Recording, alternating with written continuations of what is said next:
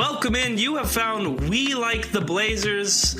My name is Conor Bergen. That is Brandon Goldner-Mullen. We are the 21st century ambassadors of peace and magic, the ambassadors of the Scootaissance, and the ambassadors of playing with spirits. This is a Portland Trailblazers podcast, amplified on Blazers Edge. Like it, subscribe to it, share it to your aunts. I'm Brandon. I'm sure we will talk a lot about the Scootaissance today and the sterling play of second-year point guard Scoot Henderson. But before that, wait a minute. I'm good.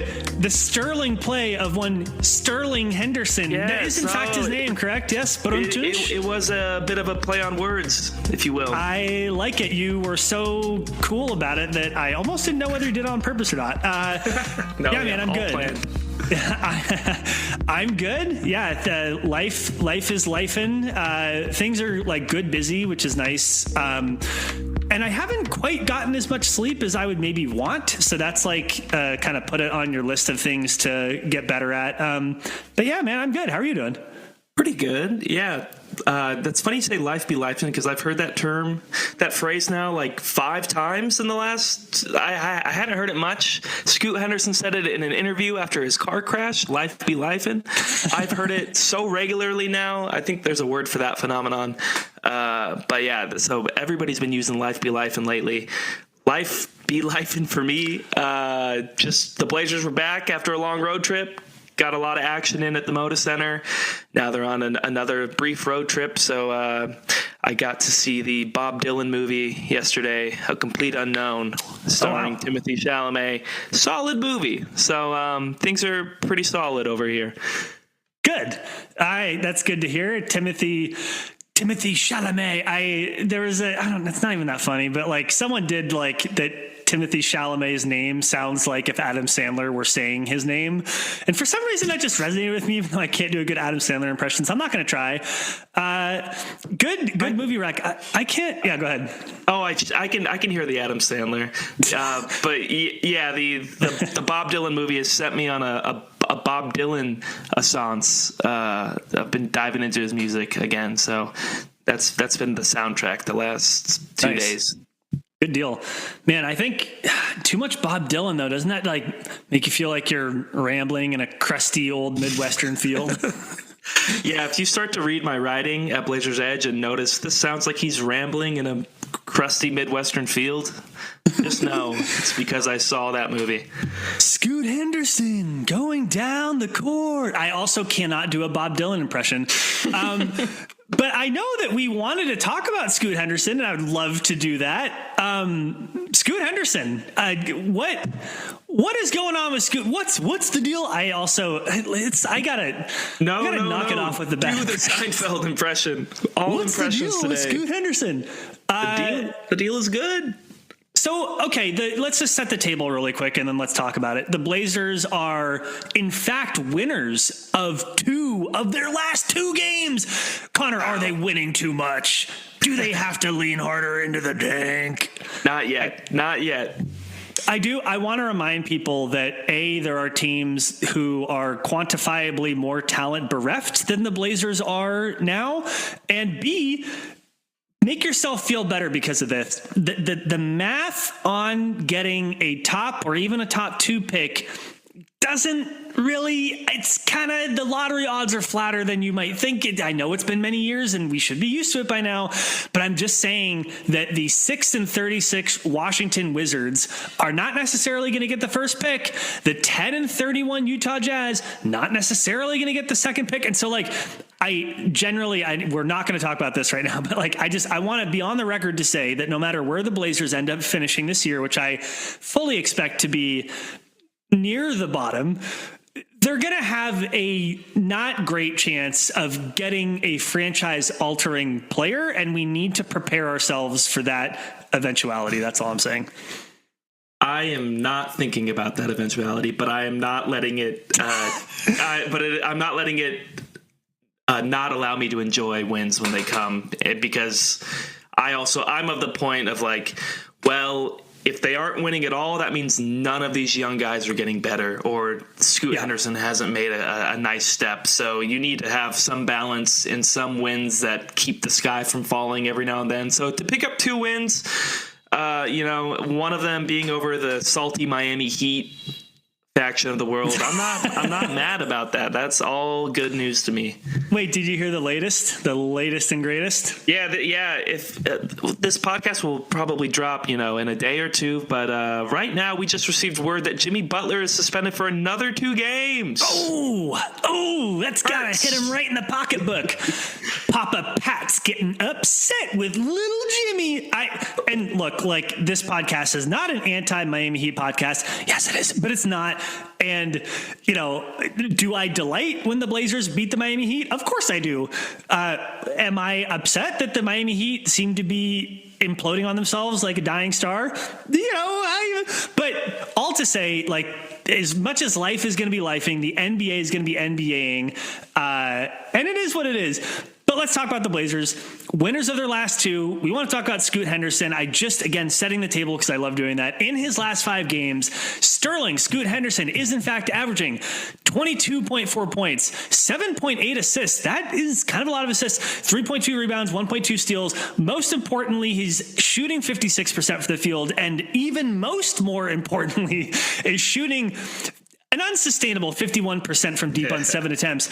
And this is including the last game, which I do want to talk about because I watched it very carefully as I did the instant recap, including the last game where his stats didn't jump off the page. But if you watched it, you were like, oh, yeah, something's happening with Scoot. What is your take from this stretch from Scoot Henderson?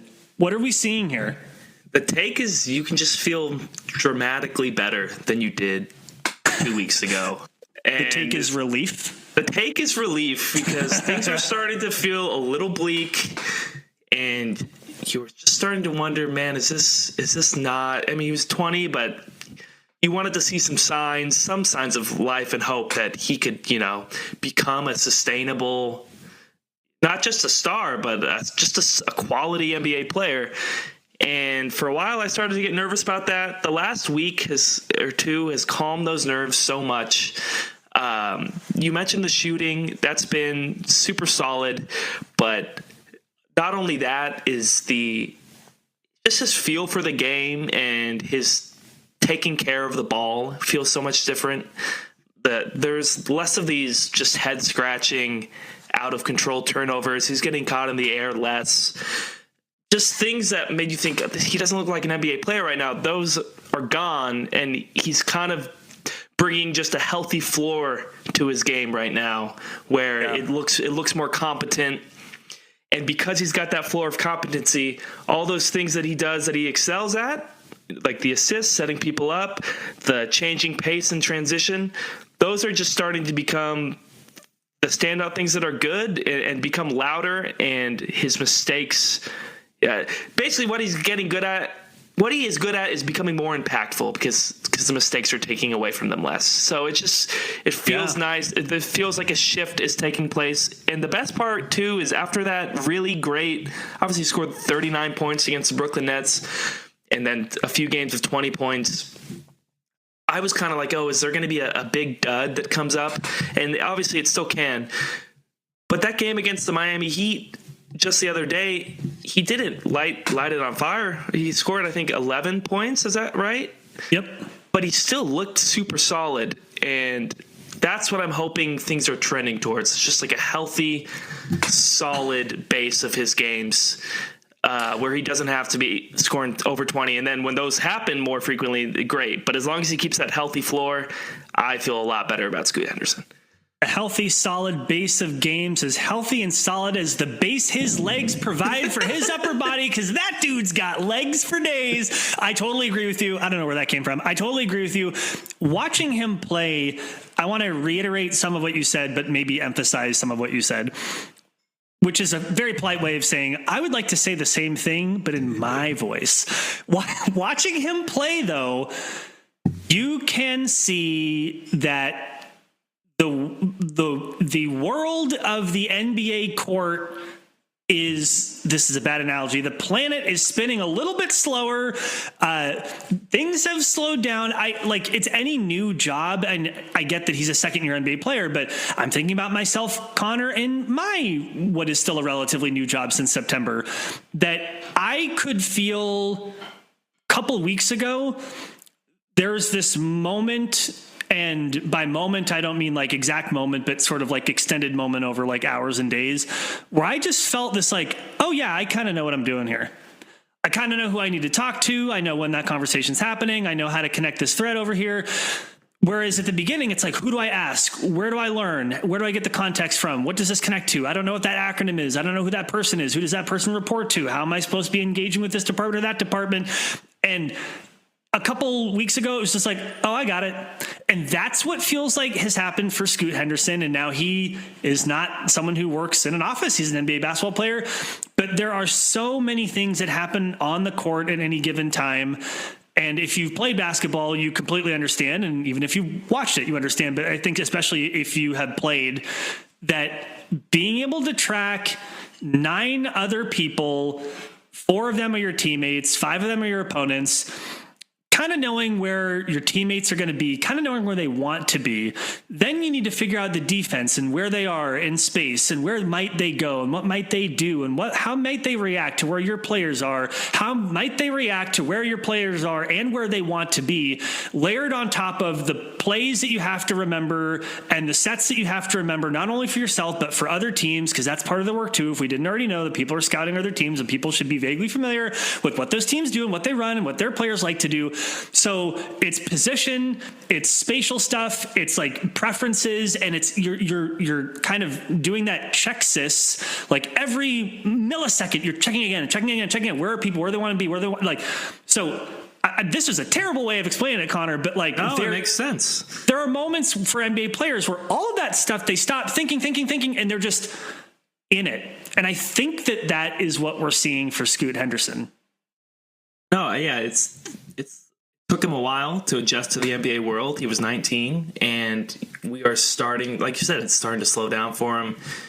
He's starting to figure it out, and it took him maybe longer than everybody was hoping, or it made everybody freak out. But which I want the record to show that I wasn't freaking out, baby. I've got a whole folder full of people talking shit about Scoot Henderson. I saved those screenshots to pull them out on a rainy day, and that rainy day is coming.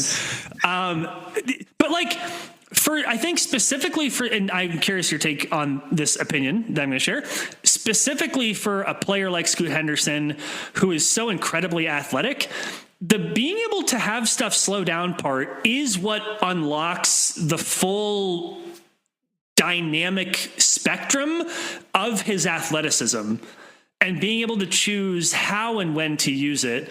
And I think it's most obvious on offense, but I think it is also true on defense.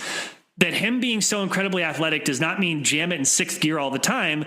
It means once the game is slowed down, which I argue it has for him, he gets to then pick and choose 1st gear, 3rd gear, 1st gear, 6th, reverse, 4th gear. Like, and I think that is what we're seeing is this different level of athleticism from him because he's getting to choose how and when to use it. What do you think about that? I think you're right, because they've said as much. There was articles last season about Chauncey and Scoot talking about, yeah, you're really fast and you want to play fast, but that doesn't just mean, like you said, putting your head down and going a billion miles an hour all the time. It's figuring out how to use that and change paces. And they talked about him figuring it out last year when he started to make some improvement. But clearly he wasn't at the end of that yet. Like maybe he just was starting to scratch the surface of it. And I'm sure next year he'll be in more command of that. So I think that's a huge part of it. And Scoot Henderson he's crazy athletic, but I think people were expecting that like Ja Morant, Russell Westbrook type of insane athleticism, playing super above the rim, just like almost like a god tier NBA like athleticism. And Scoot I think he's not up to that level. I don't know if he ever will be that. So that makes this figuring out how to play with his pace and change gears that much more important to it kind of makes sense why it would take him a little bit longer than maybe like John Morant did to reach a good level in the NBA. To be fair, too, like he, I believe, was billed by some as being just that athletic, and maybe it's a disappointment to see that that's not necessarily the case, but he is still extremely athletic. He's very fast, and somebody on Reddit posted just a little breakdown of one particular play from last game where he had it in transition, his head is up, and when he is like, he just crosses half court, and at that point you're kind of like, oh, he's just going to blast forward, and he slows down, and then he slows down more and kind of looks the other way, and then he does like kind of a weird little steppy thing and then comes through and finishes left. And I know what play you're talking about. Totally. And like, again, it's like Scoot Henderson being able to paint with the full spectrum of color that his athleticism provides him is really important to his success. Him being able to choose when I'm going to go really fast or slow, left, right. And, I think that that's important. I think it is important. Also, what's important is that he's been more effective drawing fouls, just to slightly pivot the conversation away from athleticism and towards something else. Although he only went to the line twice last game, but can we talk a little bit about that last game against Miami? Like how, again, I watched it particularly closely because I was doing a recap. And by the way, if you haven't ever done a recap, even just for yourself, just like kind of writing something down, it's definitely a different way of watching basketball. And I think, you as a professional reporter completely understand that. But for people like me who don't do that very often, I just have to say, like, it's a little, it's exhausting. Hey, you're looking at a lot of stuff and you don't even know, like, what am I supposed to be looking for? So, and you're dealing with a time deadline that just makes that's not fun. That's when Miami is making their comeback. I'm like, don't you make me rewrite this. What is it that you saw from Scoot Henderson again in this game where he, quote, only had 11 points? What is it that you saw from him last game that makes you be like, cool, like liking what I'm seeing? Because again, like if you're just box score surfing, you're like, oh no. So what is it that you saw from him during that game? Yeah, I think it's just the comfort level. I talked about it a little bit, but he only had 2 turnovers to 8 assists, and he didn't have any crazy flashy assists that game, but it was super solid. Like he was playing a true point guard game. And even one of his turnovers, I thought was a pretty, like he threw a lob up to DA that ended up not going down. But I thought it was actually a pretty decent pass. Just like they didn't connect on it. So it's just the ability to be effective and impactful and not a negative for the Blazers when he's not scoring 30 points on threes. Just wanting him to have the ball in his hands and like wanting to see what he can do with it. That I will tell you the biggest difference, and this wasn't even necessarily about his play that game, but yesterday I did see the Bob Dylan movie, so that's why. Wait, you did? Yeah, I want to. It's a theme of the podcast. Keith, are they paying you? Are you on the Bob Dylan go estate see a complete role? Unknown? No, actually, I thought the movie was it was fine, but to me it was good. Okay. Good. Anyway, point is though, I watched the game late. This was one of the first times this year I popped out the old Blazer Vision at like 7:30 to watch the game. So like 3 hours after it started. And the first thing I did though, when I got out of that movie theater I was like, what did Scoot do today? And I jumped to the box score and I looked at it. And it just kind of, it made an impression in my mind of like, oh, you're very excited to see what Scoot Henderson did. And I don't remember the last time that's happened, probably since when he was drafted, the first few games of that, where I was just like, very stoked to see how he performs. So I just noticed a shift in my mindset with the Blazers where he's becoming one of the main draws. Like this season, it was mainly Shaedon Sharpe and Donovan Clingan. Now Scoot is jumping up into those ranks for me. Yeah, that's huge. Like, and I wonder too, like, how you mentioned before him having, and look, he's young, he's going to have bad games, right? But I'm wondering, I don't know where I'm going with this, to be honest with you. I was going to say some version like, I wonder how I'm going to feel if you start playing bad again, but I don't know where that really goes as a conversation I do point. wonder too. I think Connor, what's going to happen if I feel bad about my basketball team? I think what will happen? The hope from all this is that the rough stretches are fewer and far in between, whereas it may have been, a week or two where Scoot's not playing well. Now maybe it's a game every few weeks. That's my hope from this. That's fair. And look, I mean, meanwhile, we do have to talk about this, Connor, how the Blazers are winning too many games and tanking their lottery odds. They're on a 2-game win streak. I think like both of these games were, well, it was pretty unexpected how discombobulated the Heat look. And I get like Kevin Calabro even said it literally during the Blazers podcast. And I would like to find the quote so that I'm not misquoting him, from the great, the legend, Kevin Calabro. Miami is just in a funky space. There's no question. Yes, Mr. Calabro, Miami is in a funky space, and no, there is no question about that. Again, I'm happy sharing that because he said it publicly, and then they actually talked a little bit about Jimmy Butler's trade request, whatever, and now he's been suspended for 2 more games. So, and the Bulls are the Bulls, and they're not very good. So the Blazers have won 2 games in a row. Are they winning too many games? Spoiler alert, no. And go ahead. Yeah, sorry. Oh, just no. I mean, they lost to the Nets last week, who are really. And I said on this pod, they made me look stupid because I called that a win. I was like, the Nets are really bad, and then they beat them by 18. They beat the Blazers by 18. So it's hard predictions are hard. Losses are on the way. The plug is going to be pulled, I would assume. There is a curiosity of will pulling the plug and turning it over to these young guys actually maybe make them play better? I am curious to see. It's sort of like what we talked about on the previous podcast, role clarity and, whether a clearing of the positions for the younger players may either not hurt or perhaps even help. So we don't know. Yeah. Maybe. I also I get that the trade deadline is coming up and trade rumors are whipping around. Just want to report I haven't heard anything. I'm so plugged in. I'm basically Woj over here. No, I haven't really heard or seen anyone else report, people who are smarter than me, reporting anything serious with the Blazers as of yet. But nor have we heard anything from any other teams. So I don't think that that's something that's really happening quite yet. But yeah, I expect those trade wins to be whipping up in the next week or 2. Yeah, I'm sure a few of these podcasts over the next 3 or 4 weeks will deal with something with the trade deadline. Hopefully some movement. Hopefully some news.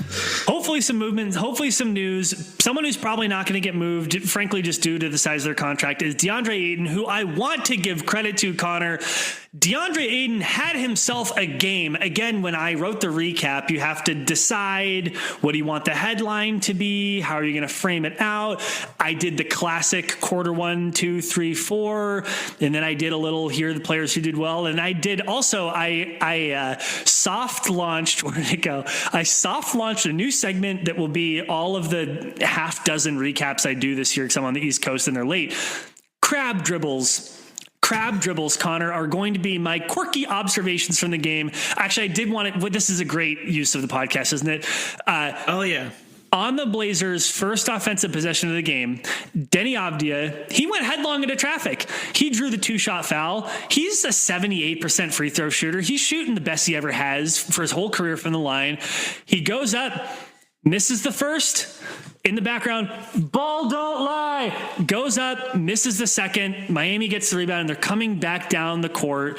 And it was this perfect pause right as they're starting to run up the court. And I don't think either Kevin or Lamar were saying anything. And you heard, ball don't lie. out. So I want to know if you are the person who yelled "Ball don't lie" on Denny Obvious free throws so loud that they got picked up on the Blazers podcast. I want to know who you are. I secretly was hoping it was Jimmy Butler. I don't think it was, but it could have been, because Jimmy Butler was not set up on either side of the lane. He was kind of at half court, and it kind of sounded like that's where it was coming from. So anyway, Jimmy Butler may not have been saying "Ball don't lie" as Denny Obvious free throws. Maybe Sheed was in the stands. What a bummer for Sheed to be yelling "Ball don't lie" at the Blazers. Come on, Sheed. But DeAndre Ayton, and so the point is you're having to think about, what am I going to write about and how am I going to lead? Connor, I don't know if it's happened this year. DeAndre Ayton made the headline. Ayton leads the Blazers as they top the Heat 116-107. He played so well. And obviously DeAndre Ayton is physically talented. Obviously he could, I think what he did yesterday was probably replicable. And I'm just curious your thoughts about that. And I've been taking up a lot of oxygen, but like, what are your thoughts? It was nice to see. Like that's I'm gonna add that to a segment. It was nice to see. Yeah, I think it shows when DeAndre Ayton is engaged and just running the floor and getting on the boards, he can be a super good center in the NBA. And it doesn't always getting on the boards. Mm-hmm.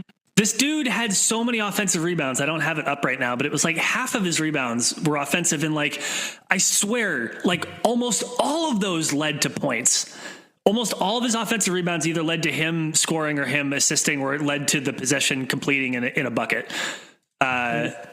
You know what I will, my better, more detailed observation than it was nice to see is that they seemed... I thought that was the correct level of analysis for this podcast, actually.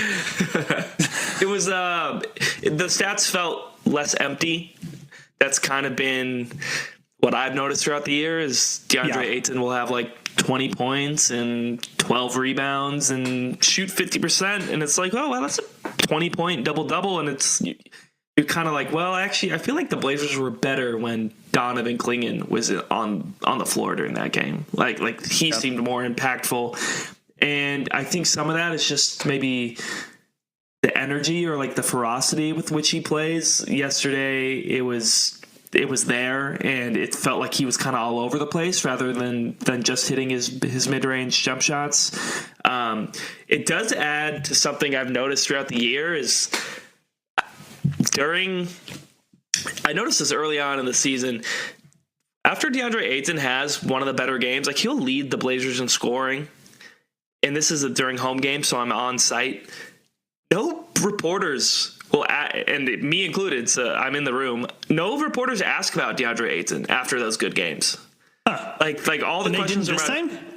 I didn't watch the post-game presser for this, okay, no. But at least all the home games I've been to, like the questions about DeAndre Ayton playing good are few and far in between. I can't think of a super specific example, but it just sticks out that when he puts up great numbers, it's not really like the storyline. And yesterday I felt like it was one of those times where it did kind of grab people's attention more. And I think well-deserved, like, in thinking back through the game, to your point about the stats not being empty, DeAndre Ayton's rebounding is what kept the Blazers in contact at the beginning of the game when they were down double digits. His rebounding, his energy is what allowed the Blazers to gain a lead in the second quarter, and it was what allowed them to extend it in the third. Maybe this is a little bit too simplistic or reductive of a statement, but Connor, I don't understand why he can't just do this all the time. To your point, this was not unsustainable shooting. This was not like, the Heat are weird right now, and Bam Adebayo and Jimmy Butler both played like unusually few minutes. And even though Bam is like a premier NBA center, he hasn't had his best year. He didn't have his best game, but that's still, you're going up against someone who is like someone elite at their position. And so I don't think it's like, oh, DeAndre Ayton just played against a bunch of nobodies. Yeah, like, I don't think you can say that. It wasn't the Nets. Right. So, like, screw you, Nets. Okay, yeah, dang it, Nets. But it does beg. I wonder if maybe this is part of why he doesn't get as much shine during the good games. Is like, just please do that more. I do think that when I look at players like a Yusuf Nurkic, who's not really that old, he's 30, and he has been known to be a somewhat temperamental figure in all three of his NBA stops from Denver to Portland to Phoenix.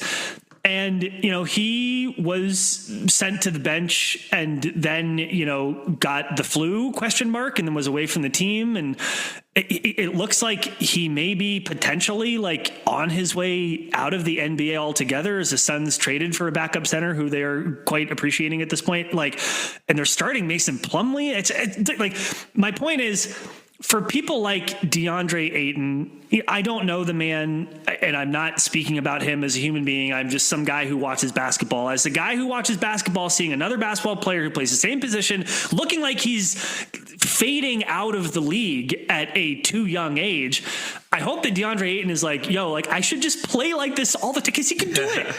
Like, what would we love more than to say our stalwart center who literally is like grabbing rebounds and throwing people out of the way, and oh, by the way, he can hit a midi, but like that's what we taught, rather than like, God, he's taking another fucking shot, really. Like, so anyway, I'm not trying to bag on the dude, like, and I truly want to say, like, it was fun watching him play. It was like, this is really fun and cool. So, dominated. Truly dominating. Yeah. I wonder if one, obviously, he's had questions about his temperament and like effort throughout his career and like engagement.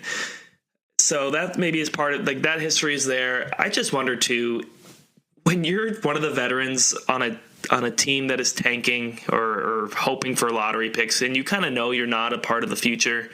At least it would appear that way with the Blazers and DeAndre Ayton. They drafted Klingon. Like, it seems like he's not a part of the long-term plans.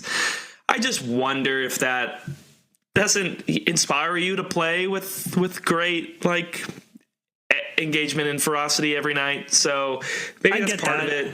Even Anthony Simons a few days ago at one of the last games, he gave a very candid interview in the locker room, and I don't know if listeners, if you've read the Jason Quick piece where Ant opened up about his struggles this season and just being a part of a rebuilding team and how it's not easy. He kind of talked about that again, just now with only local media, not not in an exclusive interview. And he just said, it's difficult for guys to find their rhythm when there's so many players on the team who kind of deserve minutes and deserve roles.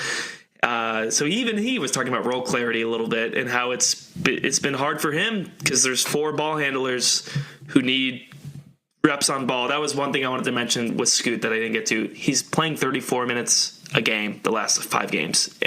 For a stretch of the season, he was only playing 25. So that's part of the Scootaissance. But then he also mentioned the centers, and he's like, we got 3 centers who can all play, who all should play. And like, it's just hard to find room for everybody. So the long-winded point of this is just that I think this is everybody's making good money, but as far as basketball flow and that it's not the easiest situation for all the veterans on the roster, or it's just a funky situation to be in on a losing team. I get that. I also remember when he came to Portland, the circumstances around, what's with the kind of up and downiness of his time in Phoenix, a team that was absolutely contending. And I think the explanation at the time was, A, it's kind of who he is, and that's whatever. But B, would you like to play with Chris Paul? Because that must wear on you. And it was like, well, maybe if he's not with Chris Paul, and like maybe if he's seen as this veteran presence who can blah, blah, blah, right? And yet we see the same stuff happening. So, and again, I'm not trying to bag on the guy. I'm just, it's interesting to me to, like, if you asked me if I were athletic enough, which I am not at all, if you were to ask me if I were athletic enough to play sports even regularly, like every 2 days, play basketball again, do it again, now do it again, now do it twice in 2 days, and now you get, like, there would be nights that I would just not want to. I wouldn't feel good. I would not want to, I guess, where it actually surprises me. And it's part of the, why are there only, there's 350 or 400 NBA athletes that exist in the world. I know there are lots of other basketball leagues, but like, it's not just all skill and athleticism. Part of it is discipline, and part of it is consistency. And so I think, to be really honest, like, from where I'm sitting, again, I don't know the man. I think what we're seeing is just like a more normal person who is really, really good at basketball and humongous, but he's more normal and more kind of like us, where it's like, I don't want to. Like, that's the only thing that's the only conclusion I can come to, where it's just, it's, I think it is difficult to do something physical at an ultra high level all the time. And it's actually surprising that some people are as consistent as they are. Really. Like, I've been hearing that that's like more common than we even realize too in the NBA. Like the Mamba mentalities are outliers. Totally. Right.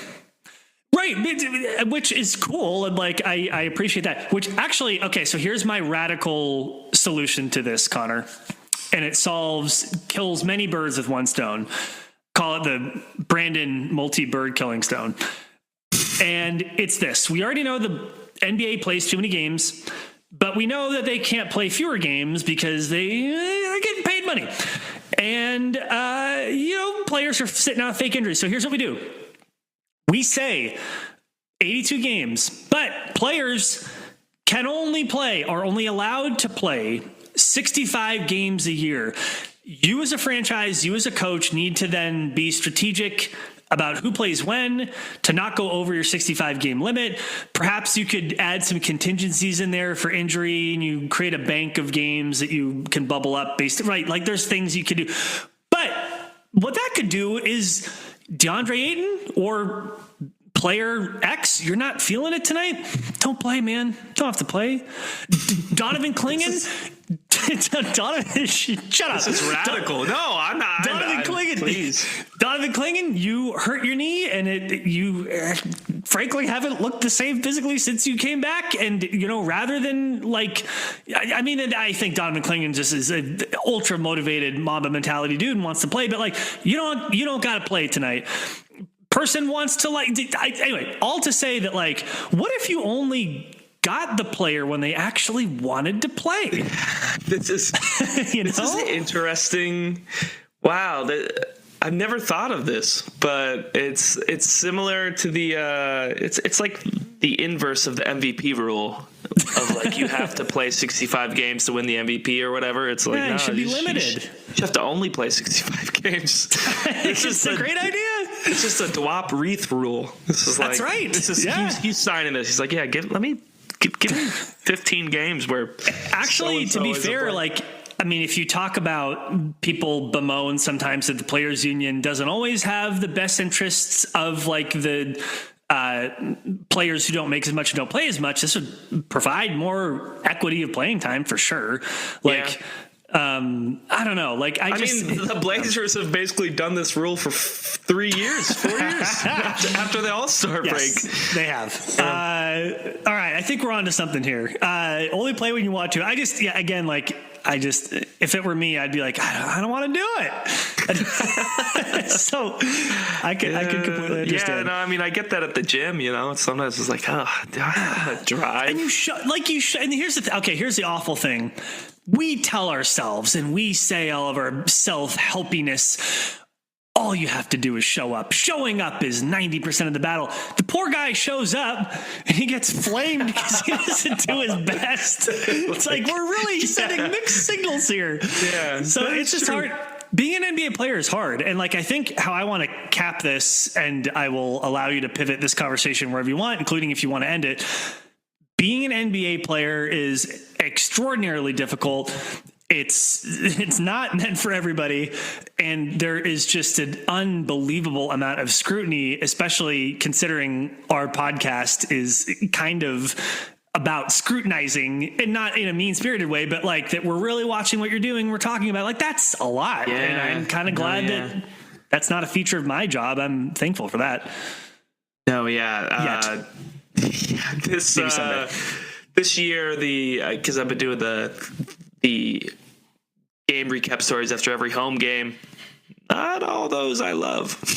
Some days they're all, I think, a certain level of like, okay, this is fun. Like, they're publishable, but some days you just got to get it done. And so I think in all jobs, you're not going to feel on fire all the time. And basketball is one where people really want you to feel on fire all the time. Because, like you said, we have a podcast or all these fans who are hanging on your every screen and your every box out for the love of the game. So that's right. That's all I got to say about that. Is there anything else that you wanted to hit on before we float away into the sunset like an icicle butterfly in the depth of New Haven winter, which, by the way, I biked to work this morning. It was 7 degrees out. It was this many. I'm holding up my hands. I can actually hold up the number of degrees it was Fahrenheit. Thank you very much. Boy, was it cold. Anyway, is there anything else that you wanted to hit on before we float? I will hand it over to you. So I'm good, but I'm free. I have nothing to do after this. So if you want to keep going, it's all your call. Brandon, if you just want to keep talking, I mean, we did, just to peek behind the curtain, we talked pregame about, like, should we talk about the kind of the synchronicity between us hearing people give feedback about the podcast and how NBA players receive feedback and how it impacts their game. And there's a hook into Anthony Simons there. I also think that we've had already a very robust and interesting discussion. And so this is my way of saying, why don't you, this is great radio. This is why people tune in. Why don't we cut it? I'm feeling good. And if you want to feel good with us, you can always do that at WeLikeTheBlazers.com. You can always find our podcast on pretty much any podcatcher at this point. We are also on BlueSky. Oh, also something that left on the cutting room floor. Twitter versus BlueSky. Oh my goodness. We're not going to talk about that, but you can find Connor and myself on BlueSky.